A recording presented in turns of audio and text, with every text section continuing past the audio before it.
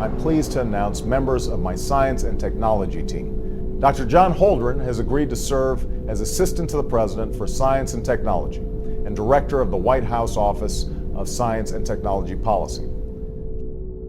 John P. Holdren is the resident science czar of the Obama White House. He's the head of the White House Council on Science and Technology, key advisor operating out of the new Executive Office building in Washington, D.C.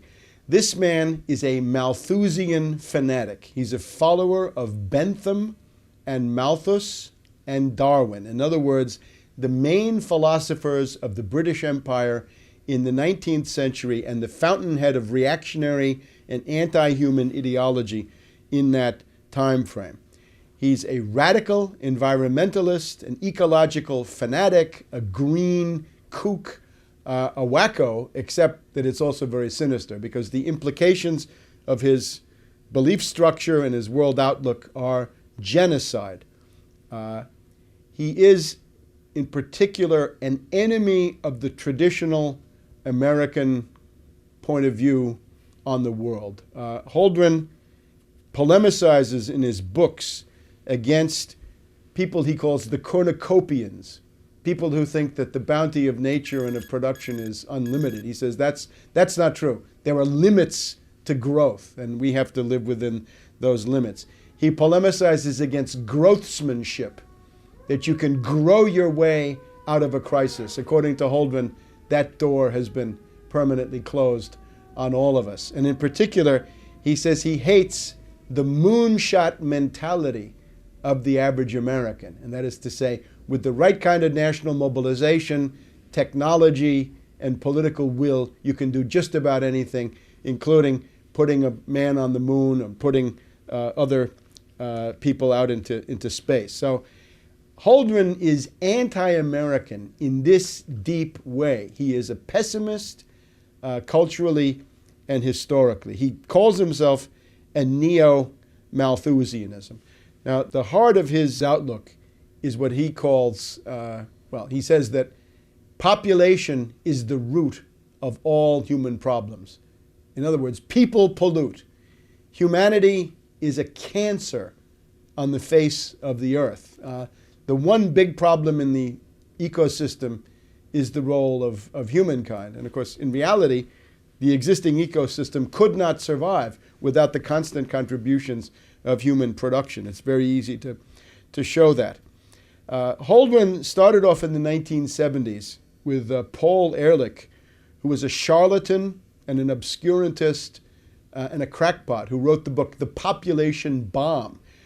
Ehrlich was convinced that world population was growing out of control and that this was going to lead to a breakdown of human civilization sometime in the late 20th century. And it goes together with the campaign of the limits of growth, the Club of Rome, Aurelio Peccei, and the rest of these people. This is kind of the intellectual milieu that Holdren comes out of. Now, there was no population bomb. It's just not true. It never happened.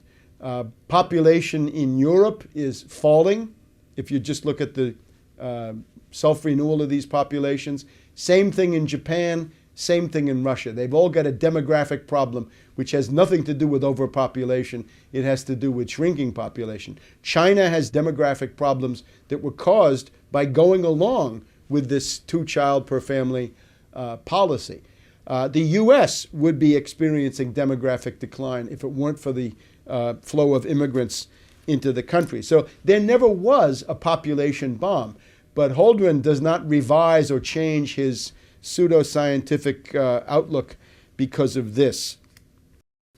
Population is the problem. Now, he looks around the world, writing in the early 1970s in one of his textbooks, and he says, some countries have so much population that they ought to be triaged. We should cut them off, give them no more food aid, no more credit, no more help of any kind. Well, what are the countries? He says India is probably on the list. India, hundreds and hundreds of millions of people, and Holdren says, cast them into the outer darkness.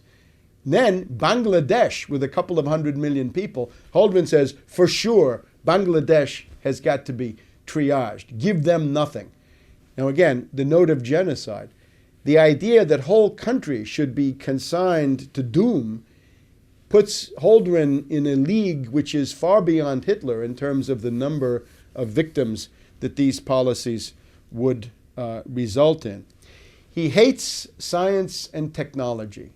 He wants to limit science and technology. He regards them as a threat to what he thinks of as the social order, and also to the crackpot views of charlatans and fakers like himself. He says he wants to create a science court that would decide which inventions could be put into practice and which would have to be banned. This is unbelievable. This would essentially strangle the source of human progress and consign us all into a stagnation and ruin, which would never end.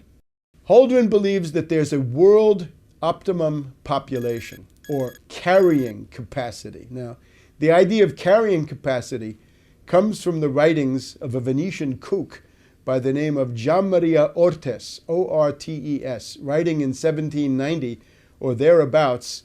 Ortes said that the limit of the world population was 3 billion people, and that if you went beyond that, you'd have famine and starvation and death, and it would always tend back to 3 billion people. Now, Holdren is even worse. He's more genocidal than Gianmaria Ortes. He's more genocidal than Malthus, who followed in the footsteps of Ortes. Holdren says that the optimum world population is 1 billion. Now let's pause. At the time Holdren wrote that, the world population was already 4 billion. Today, if you say the optimum population is 1 billion, it would mean that more than 5 billion would have to go. And again, these are orders of magnitude that Hitler, Stalin, and Mao never dreamed of. Only in the mind of fanatics like Holdren do we get genocide of these proportions. Holdren says that the big task of policy, and here the third world and developing countries should take note. He says the main political problem facing the world is not world economic development, but stopping world economic development. He's very worried that countries like China and India and others, Latin America, South Asia, Sub-Saharan Africa, that they're going to try to imitate the development of the US, Europe, and Japan. And Holdren says that would be catastrophic. What we need is to stop third world development. We've got to convince the third world not to do that. And we've got to institute de-development worldwide. In other words, turn back the clock of history, roll back progress, and go back to what amounts to pre-industrial civilization. Well, pre-industrial civilization is a lifespan of 30 to 35 years, nasty, brutish, and short, as Hobbes put it. So that's what Holdren wants for you and your family. In order to enforce this, he talks about a supranational monstrosity that he calls a planetary regime. This means a world empire, a supranational, one-world government that would attempt to control all details of human life. Would start with what he calls the global commons. That is to say, anything that impacts the air, the soil, and the oceans would become the subject of international, supranational intervention. It would be like the IMF on steroids. Instead of just economic life, it would extend to everything. Again, the temperature in your living room, the kind of car you have, the amount you get to eat, whether you have a pet. I mean, minimal details about your everyday life. For individual countries such as the US, Holdren recommends a population law which would fix the outer limits of the acceptable population. And again, what happens if you're surplus? What happens if you are declared a useful leader? He doesn't say that so explicitly, but it's clear that you wouldn't fare very well. So one of the features of a population law, in Holdren's point of view, is to regulate the size of the family. And this is what, of course, China did in the post-Mao period, the two-child per family policy. So the hand of the totalitarian state intervenes in the most intimate decisions of the family, and the realm of individual responsibility pretty much ceases to exist. Now, Holdren is willing to do just about anything to, first of all, slow the rate of population increase. That's his first goal. Secondly, to to bring population into stasis or equilibrium, zero growth, but then to turn it back and have a decreasing, diminishing world population. The Chinese experience is if you do that, you're flirting with economic collapse. But Holdren doesn't care about that. He's, of course, a fanatic. So what is he willing to do? He talks about all kinds of forced sterilization, that you can have surgical interventions on males. In India, he says, there was a policy of obligatory vasectomy once you had 2 children in the family if you were a government employee. He says that's something we could think about imitating. Compulsory abortion. Think about that. That would be something that was flirted with in post-Maoist China. He wants to have licenses for birth. In other words, a woman is not allowed to give birth unless she's purchased a marketable birth license. And of course, what happens if Goldman Sachs comes in and, because women are going to want those, drives up the price 100 times so that nobody can afford a birth permit? And what happens to people that are born illegitimately, meaning without a birth permit? He wants to have things that have been done in the meantime. Norplant, I think, is an example. Subcutaneous chemical devices that are put into the flesh of women to prevent them from conceiving. So, forced sterilization, compulsory abortion, forced vasectomy, birth licenses, subcutaneous implants, all kinds of compulsory, obligatory methods. In terms of forced sterilizations, he says you could do this by putting chemicals in food and water, but he thinks that these other methods would be more effective. He also has other methods of persuasion, which are really coercion, that if you have more than 2 kids in the family, there's no more free public education for you. The 3rd kid has to pay to go to the public school. If you're living in public housing, which is the case in some countries, the 3rd kid gets you kicked out of the public housing and you become homeless.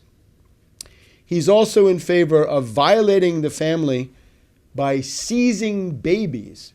He says that if it's a teenager or a minor who has had an illegitimate child and there's no husband in the picture, then the government should come in and seize that child and have a policy of forced adoption to take care of that illegitimate child. You can see that Holdren is a collectivist. He is not a collectivist of the Marxist type, however. I would call him a collectivist in the tradition of Rousseau for 2 reasons. Remember, there are 2 Rousseaus. One is the Rousseau who says that the noble savage is the goal of human life. In other words, the more primitive you are, the less civilization you have, the better you are. Just if you think about that, Rousseau on that basis is one of the most influential philosophers of the current time, because it basically says primitive societies are better than corrupt modern society, so we should go back to nature and go back to the ways of these underdeveloped peoples. But then there's the other side of Rousseau, which is the collective will. The late Rousseau writes about the collective will and that the individual counts nothing compared to the collective will. This is essentially the philosophy of the reign of terror in the French Revolution, and that's pretty much where Holdren is. So I would call him a Rousseauvian fanatic in addition to being a Malthusian and a Darwinist and a Benthamite, and he wants to have the noble savage, roll back civilization, go back to pre-industrial civilization, or call it civilization if you want to, and at the same time he wants to impose the collective will. He even writes about infanticide. He says that infanticide is found in many primitive peoples, and he says, well, what that means is that these societies thought that the survival of the group and the collectivity was more important than the individual, so they didn't hesitate to kill babies, which implies Holdren's idea of civilization. It's a form of barbarity. Again, in Holdren's world, there are 2 main evils. One is overpopulation, the other is industrial pollution. In the world we live in, the main problem is poverty, ignorance, disease, backwardness, illiteracy, and the rest. The main problem of today's world is a massive underproduction of most of the worldly goods that humans need: food, clothing, shelter, transportation, jobs, housing, healthcare, all the rest. All of that is lacking. 1 billion people in the world we live in are on the verge of starvation because of the world food market situation and the fact that we have almost no food stocks left anywhere in the world. You've also got about 2 to 3 billion people right now who are living under €1 per day, under about $1.50 or $2. So Holdren looks at that world and says the reason for poverty is overpopulation. I would say no. The reason for poverty is underproduction of all the main things. Question for Holdren: if you have a bunch of people and you want to give them all a hat and there are not enough hats to go around, what do? I say manufacture more hats. Holdren says start cutting off heads. That's Holdren. In being a follower of Bentham and Malthus and Darwin in this administration of fanatics, Holdren is joined by others. Let's look at Cass Sunstein, who is the regulations czar. Sunstein is the pioneer of what is called behaviorist economics. He wants to nudge you or convince you to do certain things. The problem is the nudge is not a friendly nudge. The nudge is going to become a cattle prod, and then it's become a bayonet, and then it's become a machine gun, and God knows what else. That's Cass Sunstein. He's a former law professor from the University of Chicago. Now, he quotes Bentham all the time. Sunstein is a guy who says that animals should have legal rights, including the right to be represented by lawyers in a court. Now, Sunstein, by most people's standards, would be quite extreme. But in the Obama administration, Sunstein is a moderate. Sunstein wants to give legal rights to animals. Holdren wants to give legal rights to trees so that they could be represented by lawyers and they could block development projects because you need more trees. Well, again, I'm all for trees. You want more trees, plant them.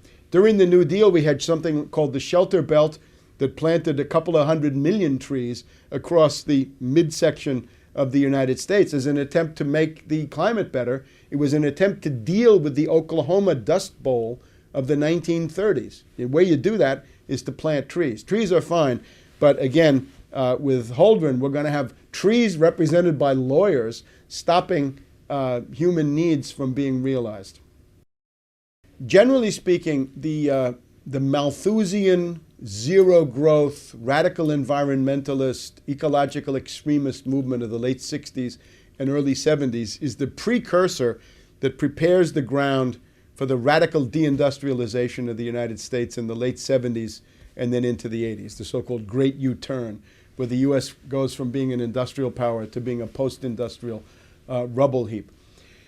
Key moment is 1968 with the foundation of the Club of Rome, Aurelio Pache and Alexander King. Alexander King once admitted that the whole purpose of the ecological movement was to stop the economic development of the third world and make sure that there would be fewer brown and black people in the world, because this was a problem for the Anglo-Saxon master race, the way he looked at it. 1972, you've got this tremendous work of charlatans and crackpots, Meadows and Forrester, The Limits to Growth, which was that the world really should have ended already because the raw materials are being exhausted at such a rapid rate. So out of that, you get the green movement, the greening of America, and the coming of something that you didn't have before, was a mass constituency for radical environmentalists. In particular, Malthus used to be a dirty word among leftists because he was considered a British imperialist. Marx and Engels had to attack Malthus because otherwise they couldn't function in progressive circles. But by the 1970s, thanks to this, Malthus and Darwin become good guys, when of course they're really very bad and both charlatans and crackpots. So that's sort of the preparation. You've also got people saying that a service economy is better, the so-called Triple Revolution Committee. You've got the government of Edward Heath in Britain and Harold Wilson of the Labour Party saying quality of life is more important than production. All of these are ways to begin arguing the idea of deindustrialization. The way you get it, though, big time in the U.S. is Paul Adolph Volcker of the Trilateral Commission, appointed by Jimmy Carter of the Trilateral Commission. And what Volcker then does is he gets the Federal Reserve and he raises interest rates to unprecedented levels, a 22% prime rate, meaning that for most people, the interest rates were 30% or even more. And that's for mortgages, for various kinds of business financing and so forth. What Volcker was able to do was to essentially destroy the industrial base of the United States. It became impossible to produce with credit costing that much. Some people compared this to Keynes, right? Keynes said, well, let's have inflation as a cure for depression. And Volcker came back with, no, let's have depression as a cure for inflation. And that's pretty much what he did. He pitched the United States into an industrial depression, which has never ended, wiped out large parts of basic industry, steel mills, chemical, rubber, and all the rest. This is where the jobs went. If you remember Obama's bitter Klinger quote, he says, 30 years ago, the jobs went away, and now we have these bitter people clinging to God and guns and anti-trade. Well, how did those jobs go away? That was Volcker. The industrial base of the U.S. was gutted and destroyed by Volcker, and with the environmentalists there, this could be greeted as something good. The resistance to this in the Democratic Party was paralyzed because, well, it's a good thing after all. We won't have any more smokestacks. Well, instead of smokestacks, you're going to have a declining standard of living, and this is what goes together with it. Since about 1967, the U.S. standard of living has declined by 2/3, and that includes average hourly earnings. It includes the fact that the usual measures of inflation don't tell you how much inflation has been. It's much more because you have to include medical care, insurance, and other things that are not really reflected in the market basket. You're working about 6 weeks more per year. So you've got a longer work day, a longer work week, and a longer work year. Vacations shrink, and the work year is extended by about 6 weeks altogether. The other thing that you've got is your commute is much further, and you're sitting in traffic for a total of about 2 to 3 weeks just sitting there, in addition to whatever the length of your commute would be. If you add all of that together in terms of the burden of economic life on the average standard of living and quality of life, you will find that the U.S. standard of living has indeed declined by 2/3. You can look on shadow government statistics. Their index confirms my finding. It goes from about 300 in the late 60s, early 70s to about 100 today, meaning you've lost 2/3 of your standard of living. So de-industrialization leads to immiseration. It means that the middle class standard of living is destroyed. You've also got more people working. It's not enough for the husband to work. The wife has to work. The kids have to work. The husband has to work 2 jobs. The wife 2 jobs, and all this that everybody knows about. So that is what de-industrialization has done. And that would have been difficult to do without the ideological preparation of green fanatics like Holdren, Ehrlich, Paddock, Meadows and Forrester, the Club of Rome, and collected charlatans and extremists of the 1960s into the 1970s. The disease that we're talking about is not limited to the U.S. Actually, it really originates in Great Britain with these people like Bentham and Malthus and Darwin. One of Gordon Brown's aides was recently so indiscreet as to say that they were talking about cutting the population of the British Isles by 30 million people. Now, that's way more than Hitler could have accomplished. And what it shows, again, is the anti-human fanaticism, the genocidal fury of the Anglo-American ruling elite, that they hate people and they're determined to exterminate people, and that's what they're into. And if you want to live with a ruling class like that, it's going to be nasty, brutish, and short. The origins of eugenics, racist thinking, race science in the U.S. go back in particular to the Harriman family. Averell Harriman was the son of Harriman, the railroad builder, who had been attacked publicly by Theodore Roosevelt as a robber baron, as a public menace. So Harriman, as a parvenu, new money, who had to go to Oxford and talk to old money, he had a tremendous identity crisis and sense of personal insecurity. So what he wanted to do was to create himself a wonderful race pedigree, that he too was part of the Anglo-Saxon master race. So his wife contributed to this famous gathering at the American Museum of Natural History, which was attended by Nazis as well as British and other race scientists, meaning charlatans and proto-genocidalists, who came together with the idea of improving the race. So U.S. states got into the business of sterilizing people, denying marriage licenses. You have these stories, the Kallikaks and the Jukes in New York State and similar things. The Nazis actually said the U.S. has beaten us to the punch in terms of eugenics measures.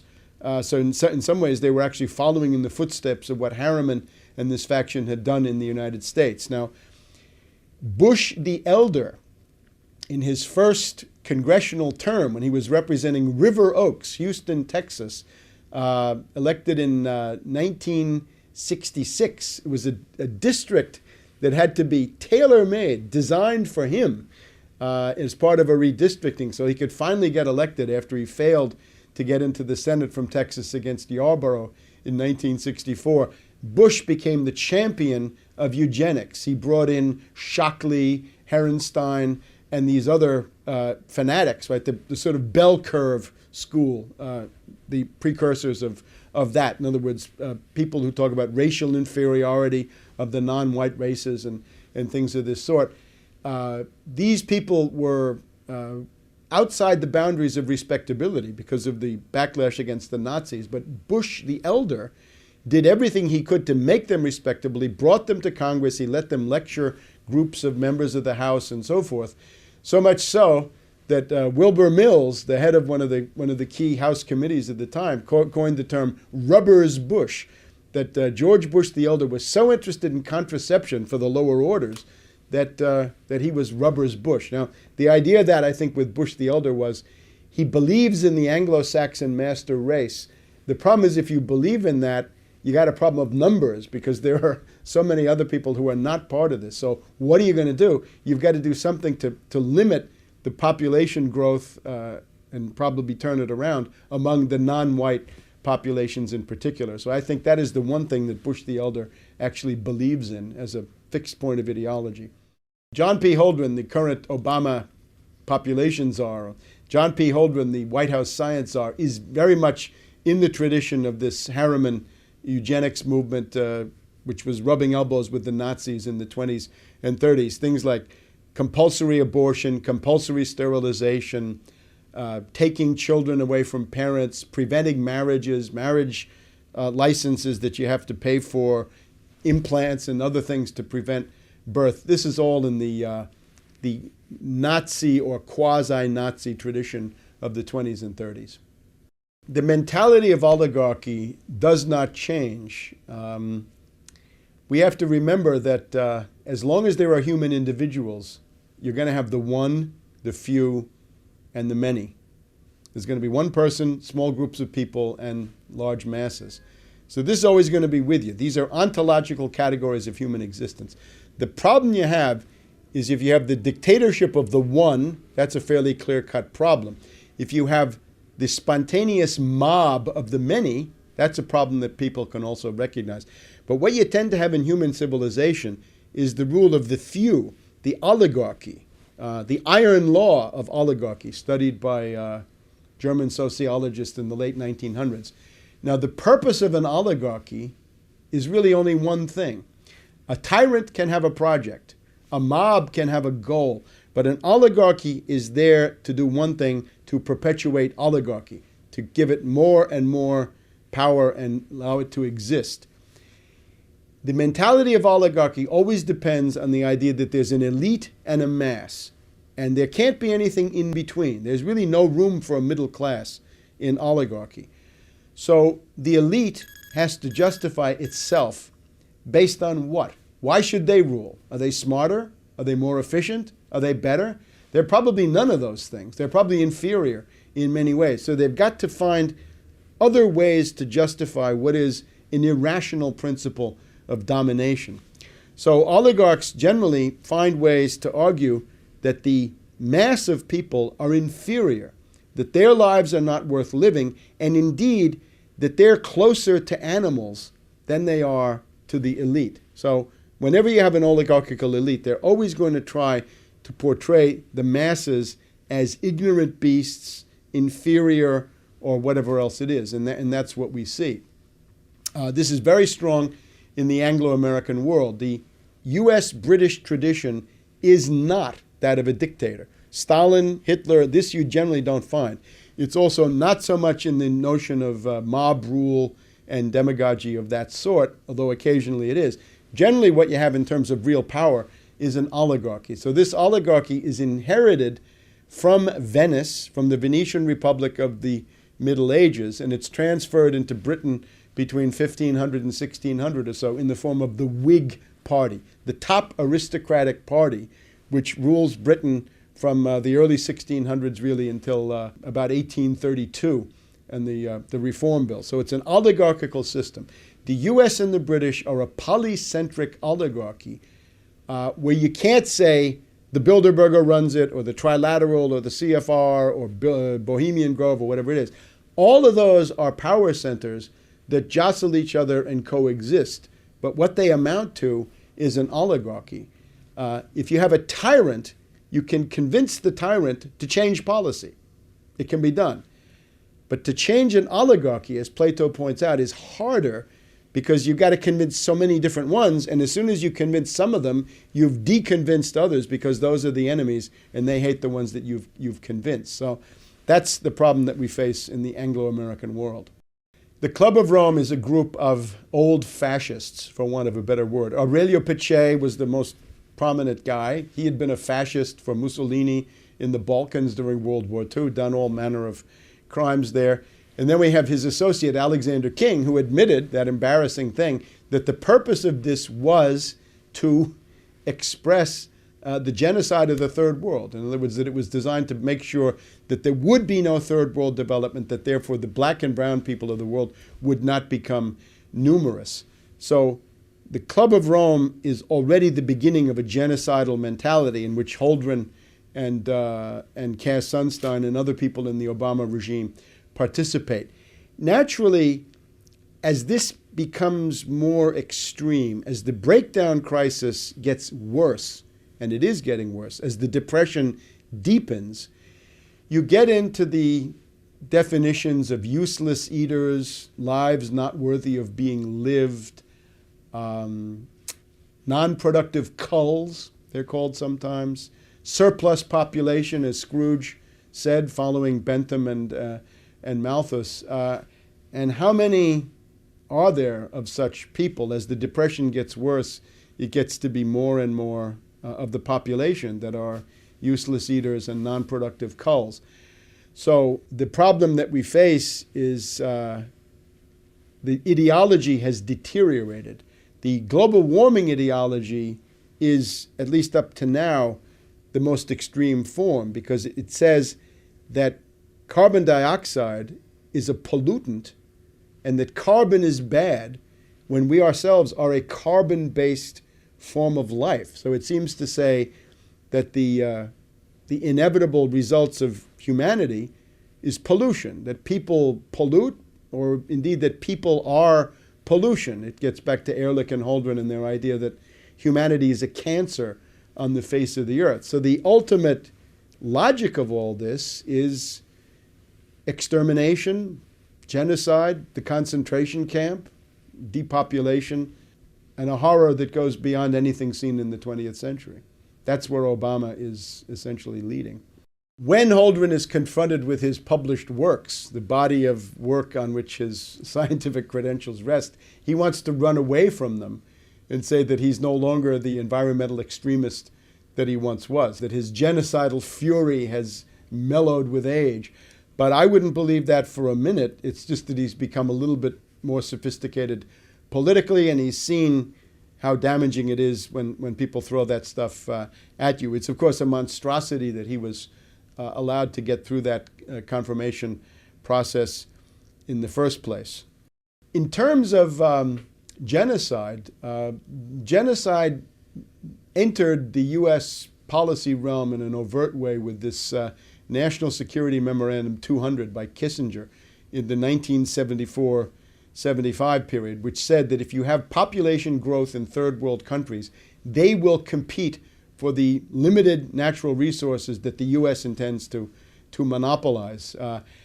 I attended the food conference, the World Food Conference of the Food and Agricultural Organization in Rome in December of 1974, which was attended by Kissinger. And I put out some leaflets at this FAO conference in Rome in late 1974. And in response to that, the UN bureaucracy kicked me out of the conference, not for disrupting anything, but simply by pointing out the obvious implications of what was going on. At that same conference, the Soviet delegate made a useful contribution. He said that if you just took the existing off-the-shelf technology and made that available to everybody, you would have no problem with 35 billion people on the earth. The demographic potential is still very, very large, lots and lots of wide open spaces, but they kicked me out. So the Kissinger line was, stop population growth in third world countries, because otherwise they'll compete for natural resources. I guess he's looking into what happens today with Chinese oil consumption and the Chinese in Africa offering their own bids for mining and other products. The other thing to stress is under Carter, and in particular under Secretary of State Edmund Muskie, you had Global 2000 and Global Futures. And that is the real watershed of making genocide, population reduction, euthanasia, population control into the dominant ideology of the U.S. government, the foreign policy establishment, and the State Department. Global 2000 and Global Futures enacted under Muskie are really the turning point, after which U.S. policy in the developing sector is no longer development, but it's rather population control, population reduction with strong genocidal overtones. Holdren writes books about nuclear target selection, nuclear war. He's a strangelove. He's a strangelove under green left cover. However, he recognizes what strangeloves often forget. You can kill more people with economic means than you can with military means. Robert McNamara did his best to escalate Vietnam. Robert McNamara killed more people at the World Bank than he ever did at the Pentagon. The general estimate is, 40,000 people a day, meaning 15, 20 million a year minimum, die as a result of the IMF conditionalities. They die of starvation, malnutrition, and diseases like diarrhea that can be cured for a few pennies. So that's the cost of the IMF-based system is already in the neighborhood of 20 million dead per year. And again, 40,000 per day. And that's an old figure. Now that we have the Depression, it's probably more like 50,000 a day or more, because the effect of the Depression is obviously to increase that figure. This is a book called Ecoscience, Population, Resources, Environment. The authors, Paul R. Ehrlich of Stanford University. This is the charlatan with the population bomb. Ann H. Ehrlich, who is an environmental fanatic in her own right. And John P. Holdren of the University of California, Berkeley, today White House science czar for Obama. Published by the W.H. Freeman and Company Publishing House in San Francisco. And the edition I have here is 1977, so we're in the Jimmy Carter era. First edition, 1970, second edition, 1972. And as you can see, this is a hefty tome. This is the best part of 1,000 pages, more than 1,000 pages. If you count the index, we get up to 1,500 pages of raving, insane Malthusian drivel. And he tells you he's a Malthusian, a neo-Malthusian. He loves Darwin. He loves the struggle for existence and the survival of the fittest. And in some ways, he wants to bring that into human society. Now, the heart of the book, I think, for political purposes, has to do with the measures that Holdren proposes to implement as a means of slowing, stopping, and reversing population growth. The heart of the book, I think, starts on page 783. Population control, direct measures. You've got to convince people of the necessity of reducing population. For example, one thing he quotes approvingly, a case in point was the sudden imposition in 1976 of compulsory sterilization in some states in India and for government employees in Delhi, following 2 decades of discouraging results from voluntary family planning. So let's make it involuntary, compulsory, obligatory, and we're going to come in with compulsory sterilization. Let's jump ahead to the involuntary controls. In the 1960s, it was proposed to vasectomize all fathers of 3 or more children in India. India entertained the policy of compulsory sterilization, and if they had really done it, then they would have been better off, as Holdren says. A program of sterilizing women after their 2nd or 3rd child, despite the fact that this is harder to do than a vasectomy, might be easier to implement than sterilizing men. Other than that, Holdren is interested, and again on page 787, the development of a long-term sterilizing capsule that could be implanted under the skin and removed when pregnancy is desired. Well, this is Norplant, and that's been implanted in victim populations in U.S. inner cities now for a couple of decades. One of the problems is, how do you get it out? The government puts it in, but who's going to help you to take it out? That's a little bit harder. Another proposal that Holdren is interested in, he quotes the economist Kevin Boulding, British, I'm pretty sure. Boulding proposed to issue to each woman at maturity a marketable license that would entitle her to have a fixed number of children. And of course, again, if Goldman Sachs gets into the market, then that could be priced out of reach of poor people. He quotes social scientists who have looked into the effects of a marketable license for birth. A very interesting chart on page 788. Baby licenses. We're told that you can have a monthly subsidy if you have no more than 2 children. You can have a monthly tax on people with more than 2 children to discourage that. A one-time lump sum tax on excess babies over 2. So if you're over 2 children, that's excess. And quotas for families. So again, the basic idea is some measures designed to persuade, and then the hardcore, hardline measures, compulsory sterilization, compulsory abortion, and it's also a good idea to take children away from mothers if they're teenagers, unmarried, and otherwise not suitable. Now, he wants to impose this not just domestically in the U.S., but even more. He wants to have family planning measures. Here on page 789, he wants to have family planning measures in the less developed countries. High priority should be given to stimulating attitude changes and counteracting the effects of pro-natalist traditions. You may remember President de Gaulle of France talked about 100 million Frenchmen as a national goal. Obviously, for Holdren, this is impossible. What are the problems with this? Well, one problem is human rights, page 793. Some people have this idea that there's a fundamental human right for each person responsibly to determine the size of his or her own family. Holdren doesn't like that one. Could this be done in the U.S.? Well, we have the Constitution. Holdren laments, and now we're on page 837.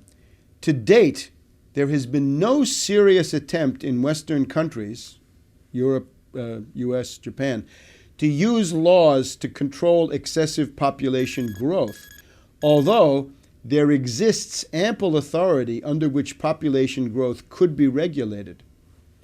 For example, under the U.S. Constitution, effective population control programs could be enacted under the clauses that empower Congress to appropriate funds to provide for the general welfare and to regulate commerce. So the Commerce Clause becomes abortion and sterilization. Or for the Equal Protection Clause of the 14th Amendment. So the idea is strip everybody of the right to exist under the 14th Amendment. Such laws constitutionally could be very broad. Indeed, it has even been concluded that compulsory population control laws, even including laws requiring compulsory abortion, could be sustained under the existing Constitution if the population crisis became sufficiently severe to endanger the society.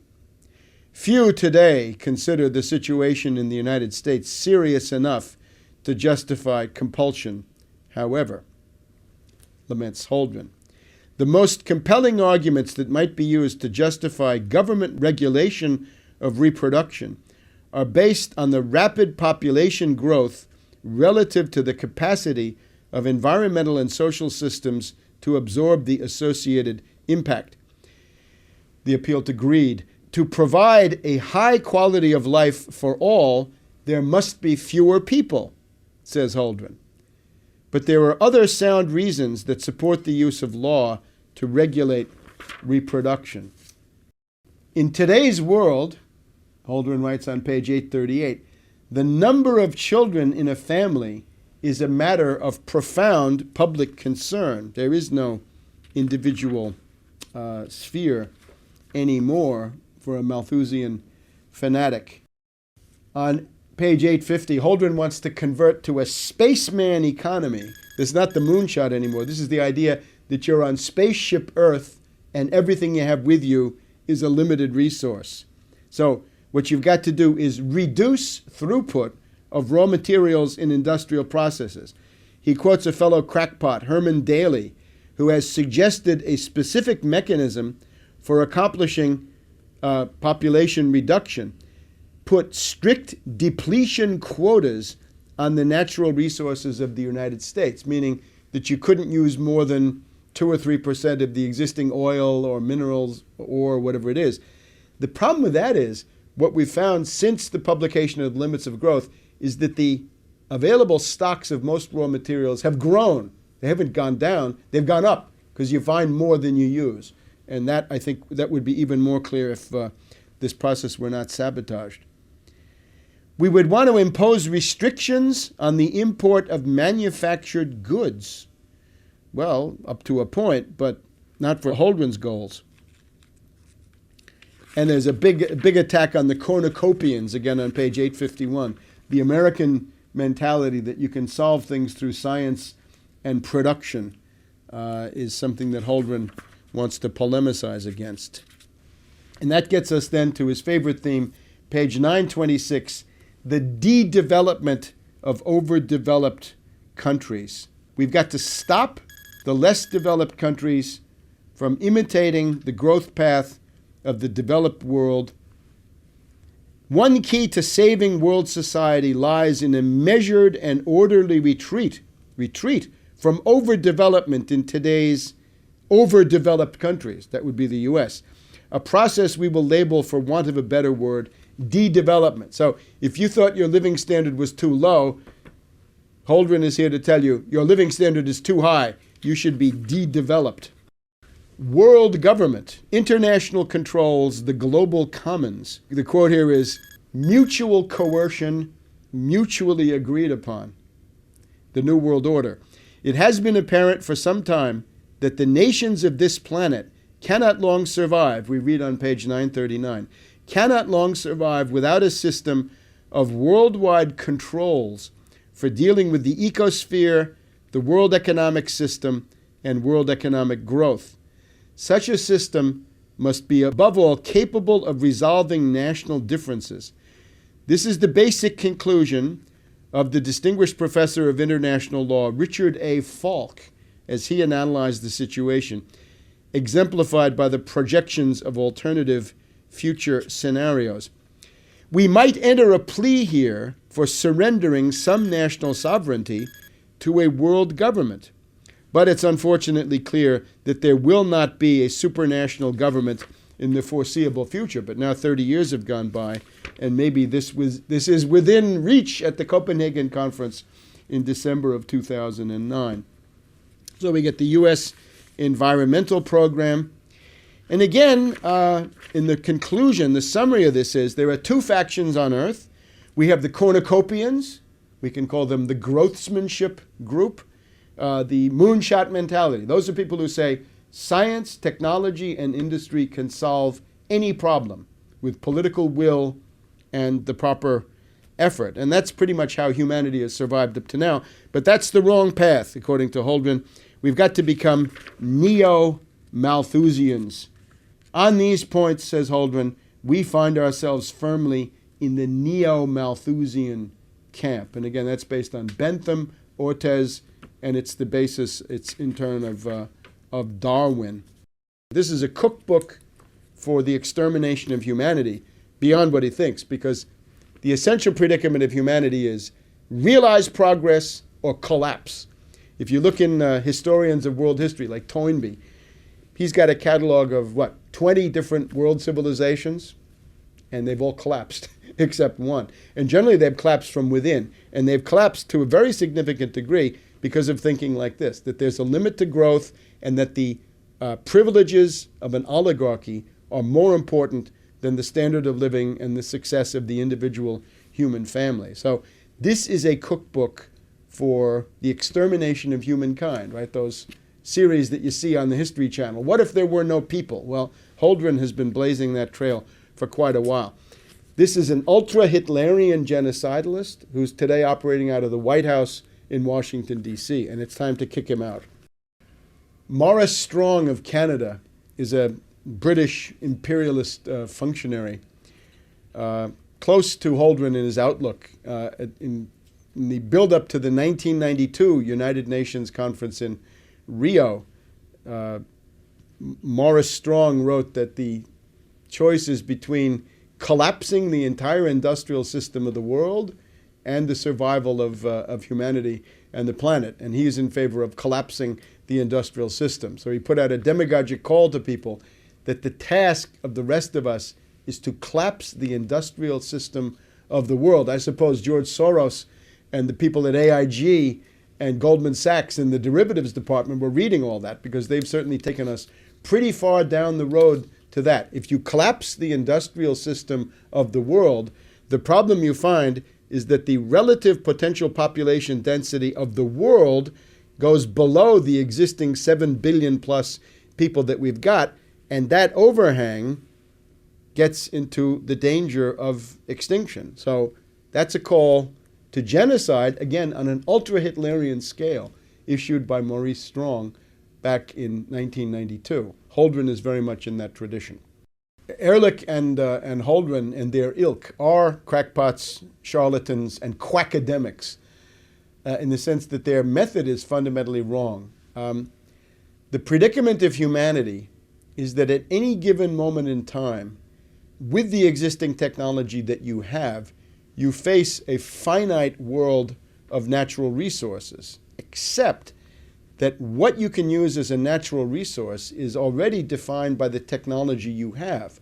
So if you expand your technological repertoire and armory through scientific discovery and technological development, you can define increasing areas of the natural world as usable natural resources. And that's what we've done up to now. If wood is not enough, get coal. If coal is not convenient, get oil. If oil is not enough, get nuclear. If nuclear has problems, get thermonuclear. Look at antimatter. Look beyond, and still beyond a horizon that we can't even see at this point. The essential human condition is realize progress or collapse.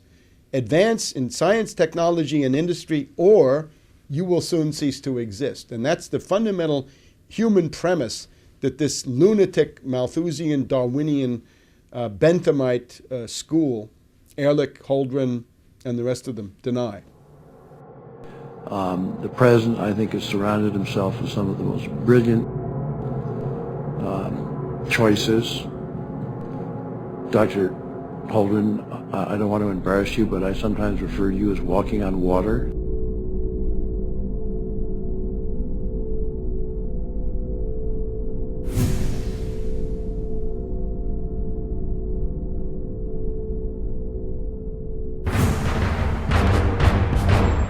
Ask yourselves, what are you doing in this time of great challenge? What are you doing to unlock minds? Go to Infowars.com and PrisonPlanet.tv for the latest headlines and cutting cutting-edge information.